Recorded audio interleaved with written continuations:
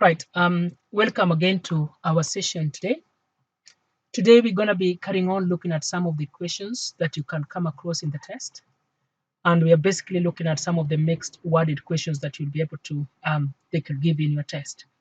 So what I want you to do again, pause this video, try question one and question two and question three, and write your answer down. Then I'm going to go over them in a minute.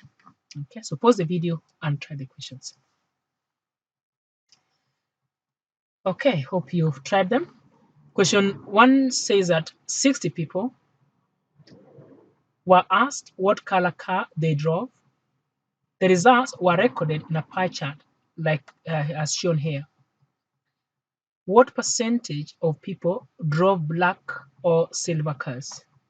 So what we are interested in here is basically the percentage or the proportion or the fraction of people that had black or silver cars.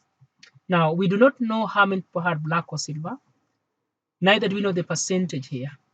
But what we've been given here are basically the angles in this pie chart. Now, what we need to know is that the bigger the angle, the more the people that we find in that section. For example, it says here that the black, the black cars here is represented by 135 degrees, while the silver cars are represented by 45 degrees. We can use these degrees to help us get a fraction or a proportion or even a percentage. Okay.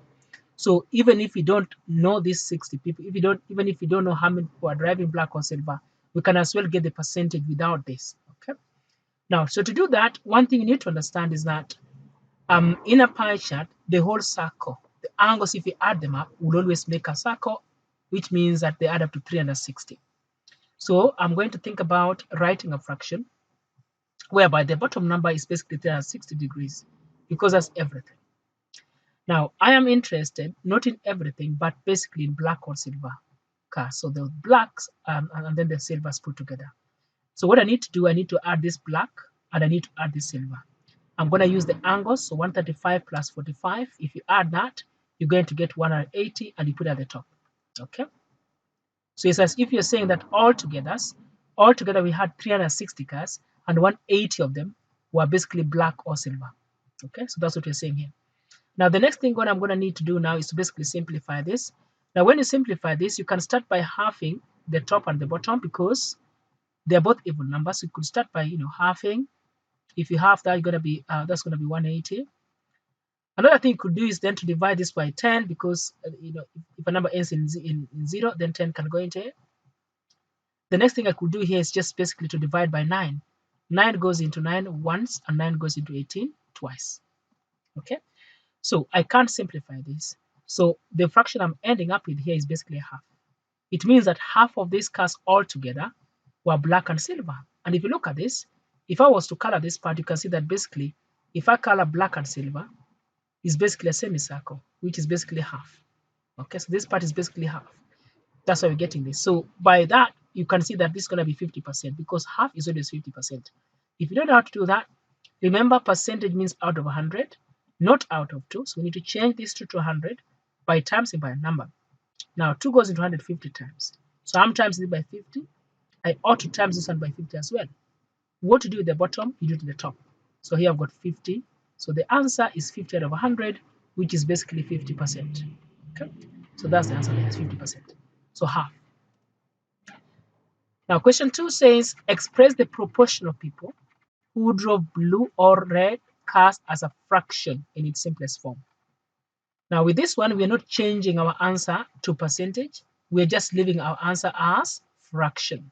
That's what they've asked us. Okay, so what am I interested again? I'm interested in blue or red, which means I need to add all the blues and all the reds. So the blues are 90 and the reds are 30 in terms of angle. So 90 plus 30 is 120 degrees. But that's going to be over everything, which is 360. If you simplify this, you can divide by 10, and then you can half. If you have 12, you get 6, and if you have that, you get 18. Something else you could do is to divide by 3, because 3 goes into 6 twice, and 3 goes into 18 6 times. Okay, so we're dividing by 3. So 3 goes into 6 twice, 3 goes into 16 6 times. So then after that, you can then simplify. 2 goes into 2 once, and 2 goes into 6 how many times? 3 times.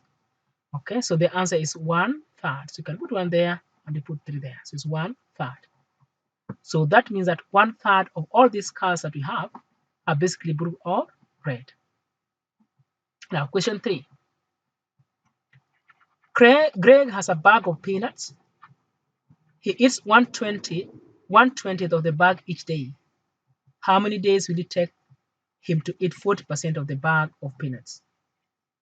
So every single day is eating a fraction, which is 1/20th.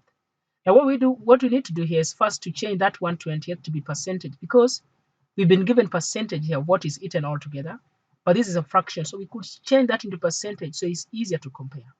Now 1/20 as a percentage, we write 100 at the bottom, and we see what we're timesing by. We times it by 5, so we got to times 5 by 5 at the top, so I've got 5, which means that every single day is eating 1/20th of each day, but that's the same as 5%. So if I don't want to write this 1/20th, it's the same as just writing 5%. It's the same thing. Now, so if every single day is eating 5%, how many days will it take for him to eat 40%?